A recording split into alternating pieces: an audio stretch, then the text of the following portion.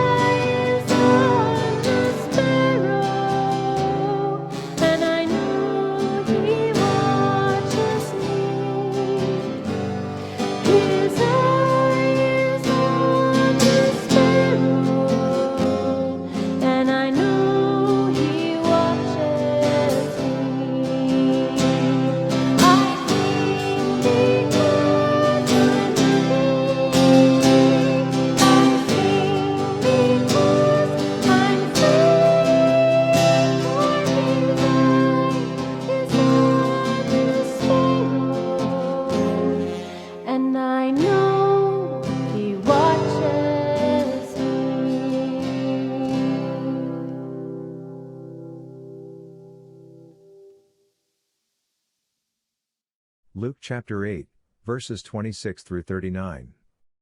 They sailed to the region of the Gerasenes, which is across the lake from Galilee. When Jesus stepped ashore, he was met by a demon-possessed man from the town. For a long time this man had not worn clothes or lived in a house, but had lived in the tombs. When he saw Jesus, he cried out and fell at his feet, shouting at the top of his voice, "What do you want with me, Jesus, Son of the Most High God? I beg you, don't torture me." For Jesus had commanded the evil spirit to come out of the man. Many times it had seized him, and though he was chained hand and foot and kept under guard, he had broken his chains and had been driven by the demon into solitary places. Jesus asked him, "What is your name?" "Legion," he replied, because many demons had gone into him. And they begged him repeatedly not to order them to go into the abyss. A large herd of pigs was feeding there on the hillside. The demons begged Jesus to let them go into them, and he gave them permission. When the demons came out of the man, they went into the pigs, and the herd rushed down the steep bank into the lake and was drowned. When those tending the pigs saw what had happened, they ran off and reported this in the town and countryside, and the people went out to see what had happened. When they came to Jesus, they found the man from whom the demons had gone out, sitting at Jesus' feet, dressed and in his right mind, and they were afraid. Those who had seen it told the people how the demon-possessed man had been cured. Then all the people of the region of the Gerasenes asked Jesus to leave them, because they were overcome with fear. So he got into the boat and left. The man from whom the demons had gone out begged to go with him, but Jesus sent him away, saying, "Return home and tell how much God has done for you." So the man went away and told all over town how much Jesus had done for him. This is the word of God for us to live and share. Thanks be to God. In our polite society, we have not talked much about demons or the demonic. You may see some of it in scary movies, but outside of that, we rarely actually take serious or even hear sermons about demons or the demonic that much. Right. The demonic usually is filed away because it's just discomforting to us, and Yeah. and the same is true with the word sin. That's right. You don't hear sin talked about as much anymore. How often do we hear that? in the You're church. right. Yeah, as a kid, I can remember sin seemed to be a big topic in the church, but anymore, people are uncomfortable with these words, and so. And we even name sin or even evil differently in our world today, don't we? Yeah, we talk about it as in different terms than that. Yeah, if we ever talk about it at all, Right. it's always about. Yeah. Oh, that person's sick, or or the devil made me do it. Remember that? Right. Yeah. Or it's an act of God, or something. But That's right. yeah, it's just that these terms aren't ones that we really grasp a hold of in our society much. But in Jesus' time, most sin or demons were supernatural beings that were attributed to causing everything from illness to sin. Right. Yeah. Yeah. Oh, they just seem to have a lot of control, it seems, in Jesus' time. And they had to be named. Demons had to That's be right. named That's right. before they could be cast out. yeah, if you were going to be a healer, you had to know the name, right, before you can cast them out. And so Jesus asks a question. What does he ask? Yeah, he says, "What is your name?" What is your name? To the demon in this man possessed. That's right. And he Says answered, Legion. "My name is Legion, for I am many." That's right. Yeah. And in the ancient world, again, demons were, like we said, almost, beyond number. I mean, they were responsible, like we said, for everything, every kind of evil, and especially the number one demon, right? Yeah, Satan, the king of all demons. He was the one that was perverting people. Yeah, and he so had the most power. The world was looked at that way, and I'm kind of thankful in a way we take a little more responsibility, I think, although, I'm not sure about that. But demons were responsible from personal illnesses to catastrophes. Disasters and all kinds of evil events were contributed to them and their power. Right. They had a lot of power. And therefore, if one was to survive, just like today, one had to wrestle with the powers of darkness in the present world, as Paul put it, or the demonic, Yeah. And And so the early church was fascinated with this powerful story about Legion as we are today. And we are today. This is one of the better known stories in the New Testament. And if we're going to have healthy lives at all, we need to deal with our demons as well, don't we? That's right. We're not to just file them away, like you say in file 13. Yeah. We just don't or want to delete file them away. Yeah. But let's consider this man who has these demons. Legion, yeah. We may come to the understanding that we're more like him than we realize. We understand him more than we thought. That's right. Yeah. And the Gospels tell us that he lived in the tombs, in caves, maybe in that time, who knows, and close to the Sea of Galilee. Yeah.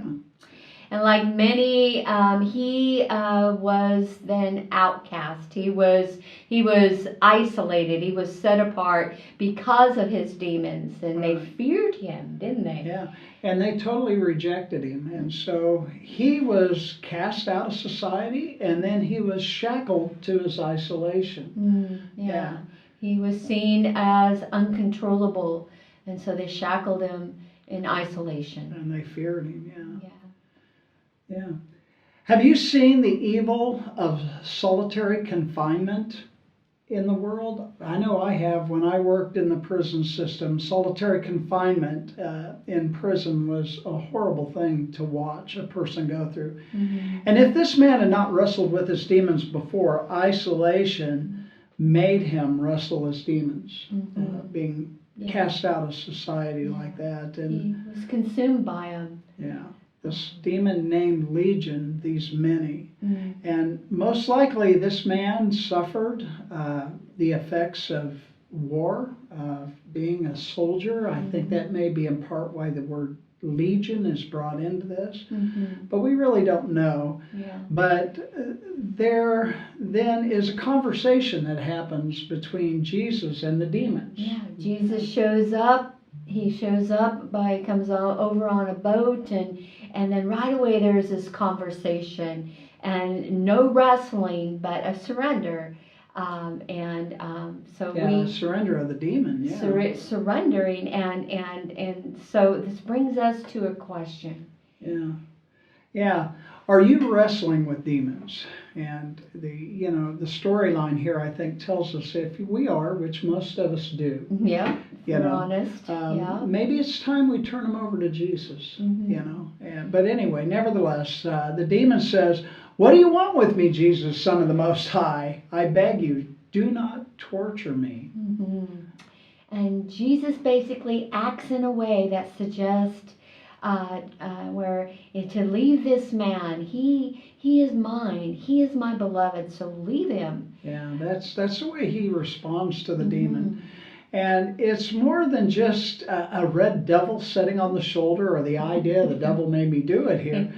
But it's a deep activity of human involvement in evil.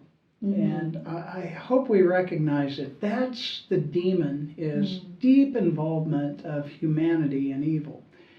But evil isn't necessarily sin. And I know that may sound confusing, but sin is our willful participation in evil.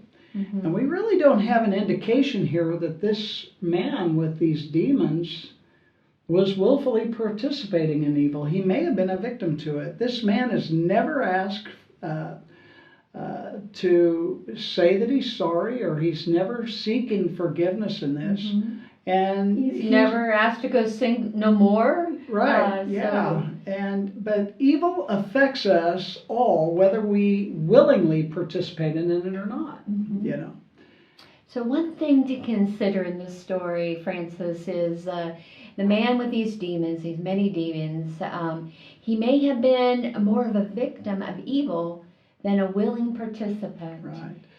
And I think about it. We know of people who have been abused as children, who suffer from the effects of oppression by others, who are in some of the most horrific scenes in the world. And I know we try to block them from our images, but people who are starving, people who are hurt by war, who never recover. And, these demons that live in our lives also are those attitudes and those actions that steal life And evil is always life stealing, Mhm. even acts of self destruction. That's true. Yeah. So maybe we're more able to understand this demonic man more than we thought. Yeah. We may have more alike within this story than we think. Because we We too too. suffer. We do. Like Legion, where it says in the other Gospels there were 6,000 demons, like a legion of Roman soldiers, maybe exerting this terrible power and influence over him. And so Jesus, though, he says, come out of him and release him. Let him go. And of course they do. And where do they go? They run into the pigs. That's and they run to their own destruction. Yeah. And this is a point to remember in the story. Evil is its own destruction. Mm-hmm. Its Yeah. own destruction. That's Yeah. right. This man then is made clean. He is in his right mind. And this is all done by the power of Jesus. And then this man that is whole, he sits at Jesus' feet. Yeah. This is a gift of God's grace for us today within this Mhm. story, that we can be made whole, we can Yeah. be made clean, Mhm. clothed. Yes, it's a good And, news. and it's Yeah. a beautiful story in that sense. But Mhm. what happens next? Well, the town people aren't happy. Yeah, town people come out and they see what happened. They found the man and he's clothed and in his right mind. That's right. And their response was they wanted Jesus to go away. They wanted to isolate Jesus. They said, go away. Yeah. But why? Yeah. Why? Jesus was more powerful. That's right. And thus they were more frightened of Jesus than the demon-possessed man. Yeah, But Jesus wasn't done with them yet, these That's- town people. that's right. Yeah, there's one more part to this story. A very important part of this story. The man who was called Legion, he then asked Jesus, can I come along with you? And Jesus gets in his boat and he's starting to go away with his disciples. And Legion follows him and says, can I come along too? But I'd like us to listen to the end of this story. It's a powerful part. It is. The man from whom the demons had gone out begged to go with him. Mhm. But Jesus sent him away, saying, return home and tell how much God has done for you. So the man went away and told all over town how much Jesus had done for him. Yeah. Yeah. So what did Jesus save the demonic from? And what did he save him to? Right. That's a great good question. And why, Jesus? Why return home? Yeah. Why not let the man go in the boat? I mean, Yeah. aren't we called to be followers of That's right. Jesus? And here's a story where he said, no, don't follow me. Go home. But do something special here. Yeah. Tell him how much God has done for you. Yeah. And so the town people would hear then the good news. Yeah. And to restore him as well. That's right. And He was saved, yes, in the understanding of being saved, but he was also saved back into the community. And what a Right. beautiful thing. Have you ever considered that maybe the salvation Jesus is looking for us to participate in is more than just some eschatological end times thing? But it's for us today, right where we're at, Right now. with the demons we're wrestling with. Yeah. Yeah. So what does he save him from? And what does he save him to? He saves him back to the community. Yeah. And here we see great faith, don't we? The man trusted Jesus. He didn't say, no, beg him, can I go with you? Can I go with you? No, he does and trusts Jesus. And he walks away from him Uh-huh. that day. Yep. But Jesus, he doesn't really walk away from Jesus, does he? Well, in a physical sense, yes. Yeah. But the story of Jesus and what Jesus did was always with him. Yeah. And can you see that? That no matter Yeah. what, when Jesus heals us, and even before, Jesus is always with us. Yeah. And this is a cool part about this. This story is a story about the first missionary. Neat. It wasn't Paul, and it wasn't Peter, it wasn't the 12. The first one sent out. here is Yes. Jesus. He- Is the demonic The man. demonic man is the The demonic man. demonic man. He's the first missionary, Yeah. and so salvation occurred that day, but salvation that very day. But maybe salvation is more than being saved As we think of it today. as we think of it today, right?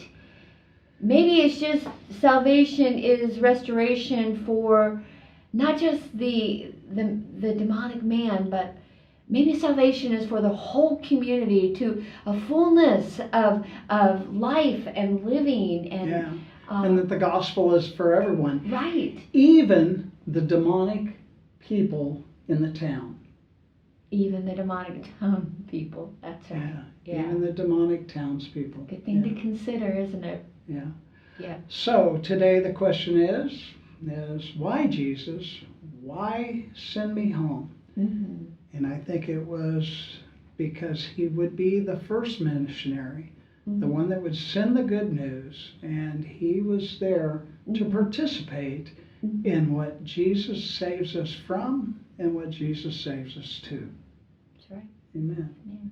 Let's sing our closing benediction together. The Lord bless you and keep you. The Lord make his face to shine upon you and be gracious, gracious, gracious to you. The Lord lift up his countenance upon